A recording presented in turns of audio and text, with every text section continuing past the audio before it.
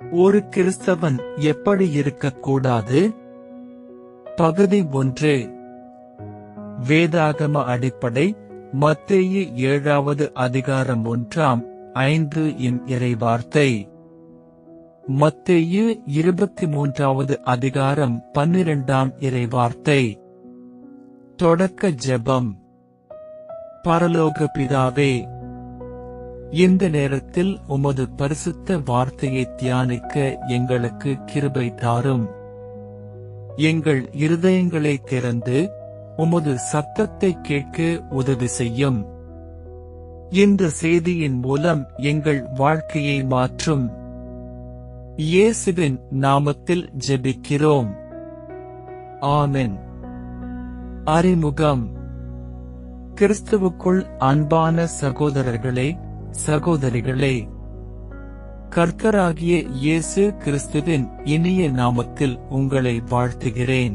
இன்று நாம் மிகவும் முக்கியமான ஒரு தலைப்பை பார்க்கப் போகிறோம். ஒரு கிறிஸ்தவன் எப்படி இருக்கக்கூடாது? இன்று உலகத்தில் நான் கிறிஸ்தவன் என்று சொல்வோர் ஏராளம். ஆனால் இயேசு ஒருபோதும் பெயரால் மட்டும் கிறிஸ்தவனாக இரு என்று சொல்லவில்லை. அவர் என்னை பின்பற்றுங்கள் என்றார். ஒரு மனிதன் தேவாலயத்திற்கு வரலாம், பைபிள் வாசிக்கலாம், ஜெபிக்கலாம். ஆனால் அவருடைய வாழ்க்கை மாறவில்லை என்றால் அது இயேசு விரும்பும் வாழ்க்கை அல்ல என்று நாம் மற்றவர்களை அல்ல, நம்மையே சோதித்துப் பார்ப்போம். சூத் ஒன்றுவது. பாசாங்குக்காரனாக இருக்கக்கூடாது. மத்தேயு 7 அதிகாரம் 5வது இறைவார்த்தை. பாசாங்குக்காரரே, முதலில் உன் கண்ணில் உள்ள உத்திரத்தை எடு. இயேசு இந்த வார்த்தையை யாரிடம் சொன்னார்? பாவிகளிடம் அல்ல, தங்களை மிகவும் பரிசுத்தமானவர்கள் என்று காட்டிக்கொண்ட மத தலைவர்களிடம். இன்றும் அதே ஆபத்து இருக்கிறது. வெளியில் பரிசுத்தமான தோற்றம், ஆனால் வீட்டில் கோபம், மனைவியிடம் அன்பில்லை, கணவனிடம் மரியாதை இல்லை, பிள்ளைகளிடம் கடுமையான வார்த்தைகள், சகோதரர்களை ஏமாற்றுதல், சகோதரர் சொத்தை அபகரித்தல். ஆனால் ஞாயிற்றுக்கிழமை தேவாலயத்தில் மட்டும். அல்லேலூயா! இது இயேசு விரும்பும் வாழ்க்கையல்ல. தேவன் நம் முகத்தை பார்ப்பதில்லை, நம் இருதயத்தை பார்க்கிறார். அதனால் ஒவ்வொரு நாளும் நான் கேட்க வேண்டிய கேள்வி, நான் மனிதர்களுக்காக வாழ்கிறேனா? தேவனுக்காக வாழ்கிறேனா? இரண்டாவது, பிறரின் குறைகளை மட்டும் பார்க்காதீர்கள். நாம் மற்றவர்களின் சிறிய தவறுகளை எளிதாக காண்கிறோம். ஆனால் நம்முடைய பெரிய தவறுகளை மறந்து விடுகிறோம். ஒருவர் சிறிய தவறு செய்தால் உடனே பேசுகிறோம்.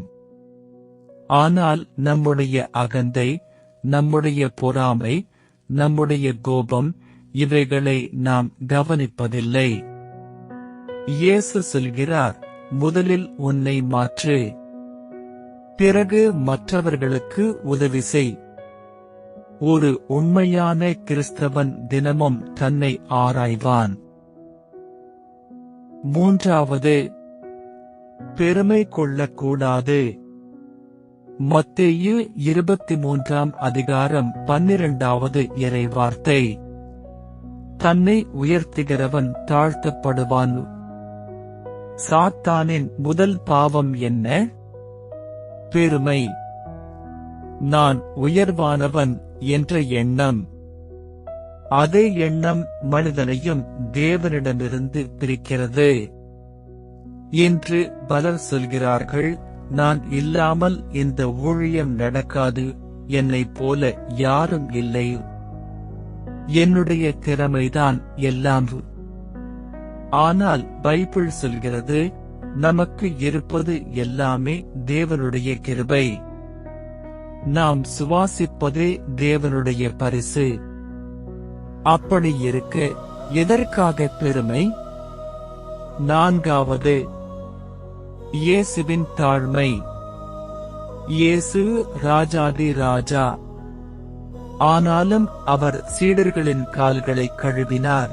அவர் கூறினார், நான் உங்களுக்கு முன்மாதிரி காட்டினேன். உண்மையான தலைவன் சேவை செய்கிறவன். உண்மையான கிறிஸ்தவன் தன்னை உயர்த்திக் கொள்ள மாட்டான். அவன் மற்றவர்களை உயர்த்துவான். அன்பால் வெல்வான். பணிவால் மக்களை ஈர்ப்பான். ஐந்தாவது, நம்மை நாமே ஆராய்வோம். இப்போது சில கேள்விகள். நான் தேவனிடம் உண்மையாக இருக்கிறேனா? நான் வீட்டிலும் கிறிஸ்தவனாக இருக்கிறேனா? என் பேச்சும் என் வாழ்க்கையும் ஒன்றாக இருக்கிறதா? என் ஜெப வாழ்க்கை உயிரோட்டமாக இருக்கிறதா? நான் தேவனை மகிமைப்படுத்துகிறேனா? அல்லது என்னையே உயர்த்துகிறேனா? இந்த கேள்விகளுக்கு நேர்மையாக பதில் சொல்லுங்கள். தேவன் நம்மை தண்டிக்க அல்ல, திருத்தவே பேசுகிறார். முடிவுரை. அன்பானவர்களே, இன்று நாம் 2 முக்கியமான உண்மைகளை கற்றுக்கொண்டோம். முதலாவது, பாசாங்கான வாழ்க்கையை விட்டுவிடுங்கள். இரண்டாவது, பெருமையை விட்டுவிட்டு தாழ்மையை அணிந்து கொள்ளுங்கள். நாம் பரிபூரணமானவர்கள் அல்ல, ஆனால் தினமும் இயேசுவைப் போல மாற முயற்சிக்க வேண்டும். இன்று உங்கள் இருதயத்தில் தேவன் பேசியிருந்தால் அவரிடம் சொல்லுங்கள், கர்த்தாவே, என்னை மாற்றும். நான் மனிதர்களுக்காக அல்ல, உமக்காக வாழ விரும்புகிறேன். என் இருதயத்தை சுத்தமாக்கும். பாசாங்கையும் பெருமையையும் என்னை விட்டு அகற்றும். உம்மை போல தாழ்மையுள்ள வாழ்க்கையை வாழ எனக்கு உதவி செய்யும். ஆமென். கர்த்தர் உங்களை ஆசீர்வதிப்பாராக. ஆமென். அடுத்ததாக பகுதி 2 ஒரு கிறிஸ்தவன் எப்படி இருக்கக்கூடாது? பகுதி 2. வேதாகம அடிப்படை. மத்தேயு 7ஆம் அதிகாரம் 1வது இறைவார்த்தை. மத்தேயு 6வது அதிகாரம் 14, 15 இறைவார்த்தை. லூக்கா 23ஆம் அதிகாரம் 34வது இறைவார்த்தை. அன்பானவர்களே, முதல் பகுதியில் பாசாங்கு மற்றும் பெருமை பற்றி பார்த்தோம். இப்போது ஒரு கிறிஸ்தவனின் வாழ்க்கையை அழிக்கும் இன்னும் சில முக்கியமான விஷயங்களை பார்க்கலாம். 3. பிறரை நியாயந்தீர்க்க கூடாது. இயேசு கூறுகிறார், நீங்கள் நியாயந்தீர்க்கப்படாதபடிக்கு நியாயந்தீர்க்காதிருங்கள். மத்தேயு 7வது அதிகாரம் 1 தேவ வார்த்தை. இந்த வசனத்தை பலர் தவறாக புரிந்து கொள்கிறார்கள். இயேசு நல்லதையும் கெட்டதையும் பிரித்தறியக்கூடாது என்று சொல்லவில்லை. ஆனால் மற்றவர்களின் இருதயத்தை நாம் அறியாமல் அவர்களை இறுதி தீர்ப்புடன் குற்றவாளிகளாக அறிவிக்கக் கூடாது என்று போதிக்கிறார். இன்று சமூக ஊடகங்களில் ஒரு செய்தி அல்லது ஒரு வீடியோ பார்த்தவுடனேயே ஒருவர் பற்றி முடிவு செய்து விடுகிறோம். ஆனால் தேவன் வெளிப்புறத்தை அல்ல, இருதயத்தை பார்க்கிறார். நாம் நீதிபதி அல்ல, நீதிபதி தேவன். 4வது, குற்றம் காண்பதை விட ஜெபிக்க கற்றுக்கொள்ளுங்கள். ஒரு கிறிஸ்தவன் மற்றவர்களின் குறைகளை தேடிக் கொண்டிருப்பவன் அல்ல, அவர்களுக்காக ஜெபிக்கிறவன். ஒருவர் விழுந்துவிட்டால் அவர் இப்படித்தான் என்று பேசுவதற்கு பதிலாக, கர்த்தாவே, அவரை மீண்டும் எழுப்பும் என்று ஜெபிக்க வேண்டும். அன்பு ஒருவரை அழிக்காது, அன்பு ஒருவரை எழுப்பும். அதுதான் இயேசுவின் வழி. 5வது, மன்னிக்காத மனம் இருக்கக்கூடாது.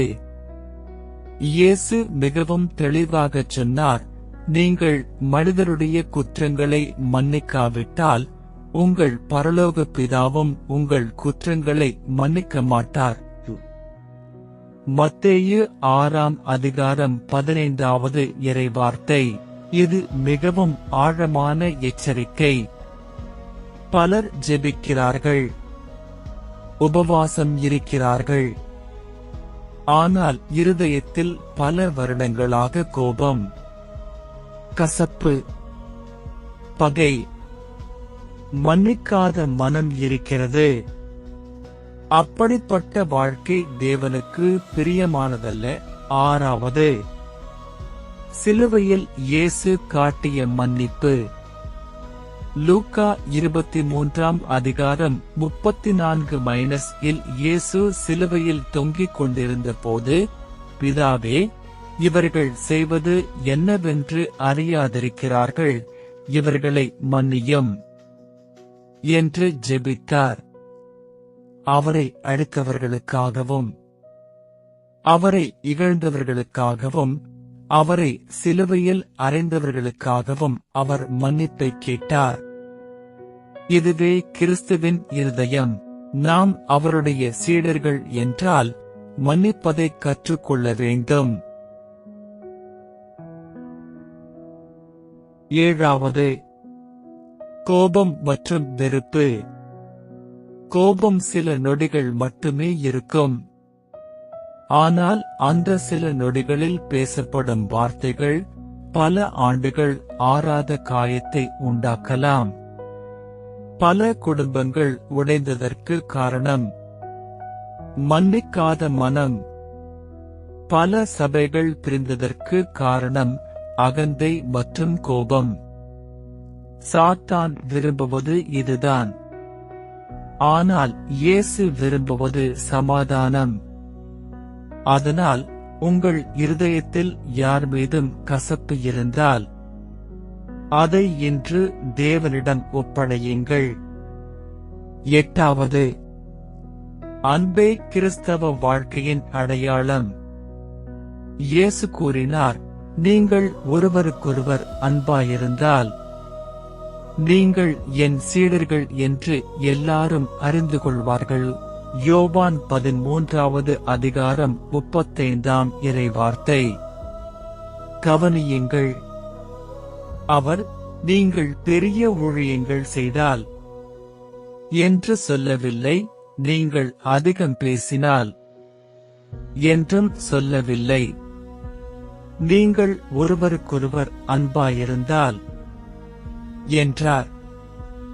அன்பில்லாத கிறிஸ்தவம் கிறிஸ்துவின் போதனை அல்ல, முடிவுரை. அன்பானவர்களே, இன்று தேவன் நம்மிடம் கேட்கிறார், நீ பிறரை நியாயந்தீர்க்கிறாயா? யாரையாவது மன்னிக்காமல் வைத்திருக்கிறாயா?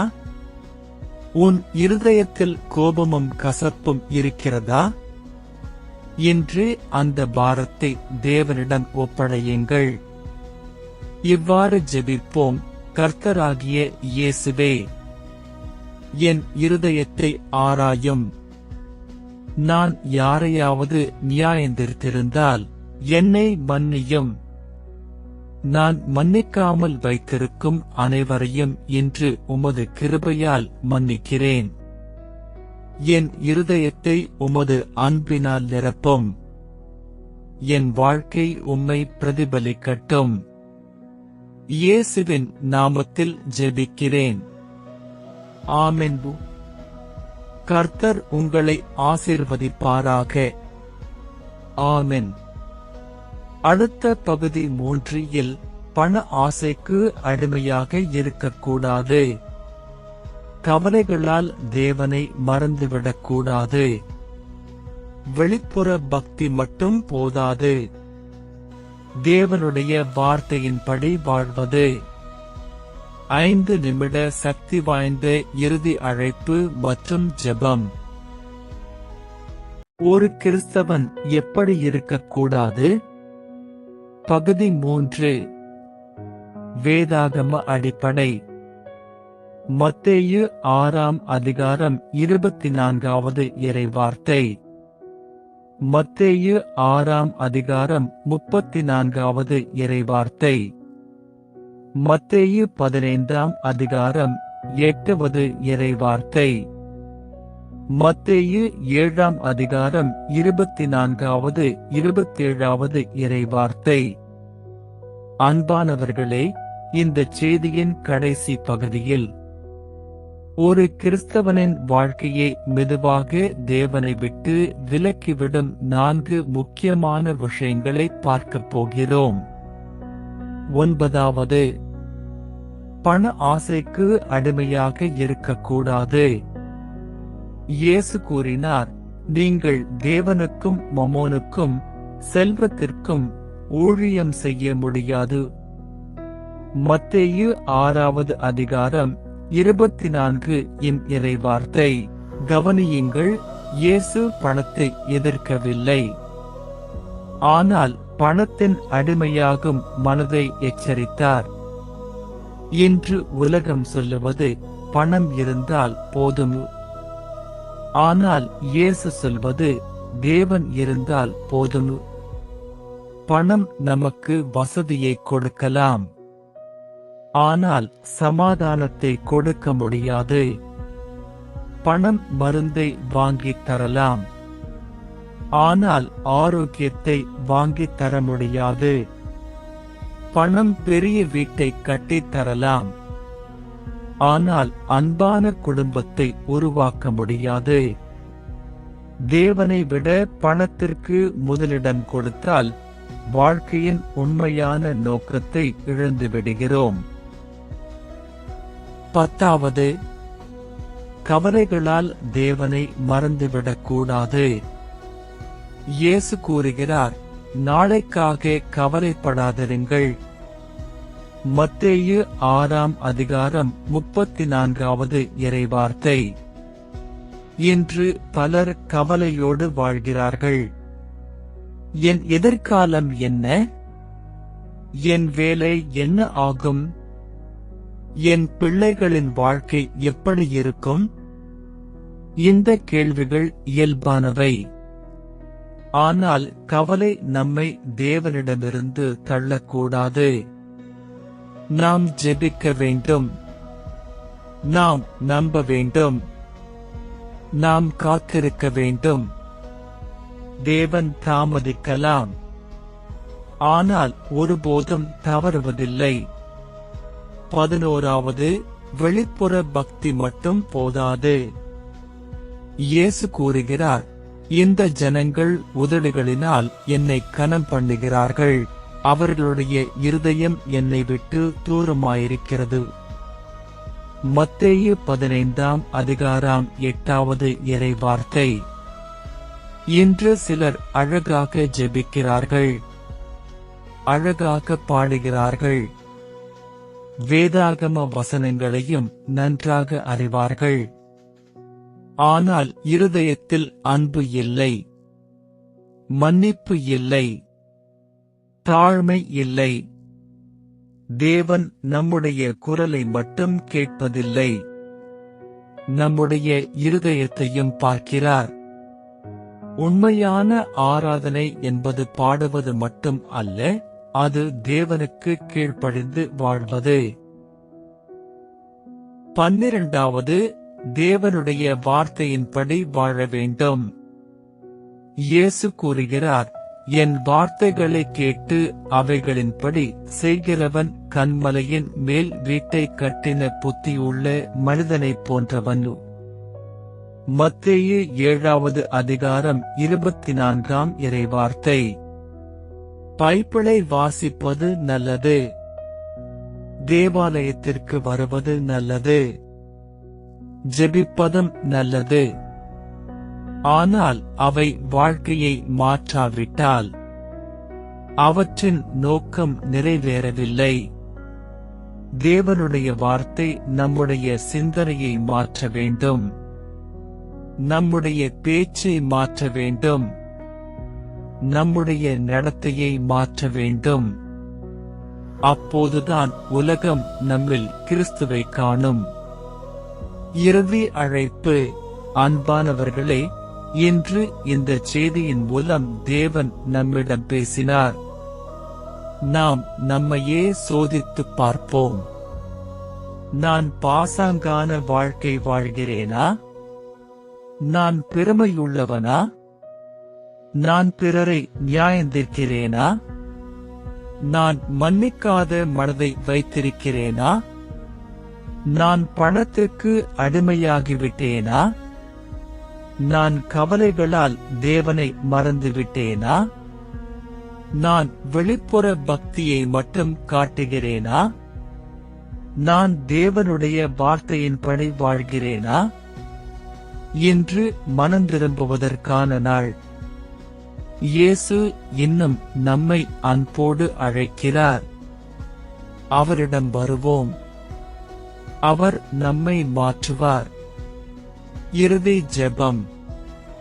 பரலோக பிதாவே, இன்று உமது வார்த்தையின் மூலம் எங்களிடம் பேசியதற்காக நன்றி. எங்கள் வாழ்க்கையில் இருக்கும் பாசாங்கு, பெருமை, மன்னிக்காத மனம், பேராசை, கவலை, கீழ்ப்படியாமை ஆகிய அனைத்தையும் நீர் அகற்றும். உமது பரிசுத்த ஆவியானவர் எங்களை மாற்றும். உம்முடைய வார்த்தையின்படி வாழும் கிருபையை எங்களுக்கு தாரும். எங்கள் வாழ்க்கையை பார்த்து மற்றவர்கள் உம்மை மகிமைப்படுத்தட்டும். இயேசு கிறிஸ்துவின் பரிசுத்த நாமத்தில் ஜெபிக்கிறோம். ஆமென். இறுதி வசனம். நீங்கள் ஒருவருக்கொருவர் அன்பாயிருந்தால் நீங்கள் என் சீஷர்கள் என்று எல்லாரும் அறிந்து கொள்வார்கள். யோவான் 13:35 இறை வார்த்தை. கர்த்தர் உங்களை ஆசீர்வதிப்பாராக. ஆமென்.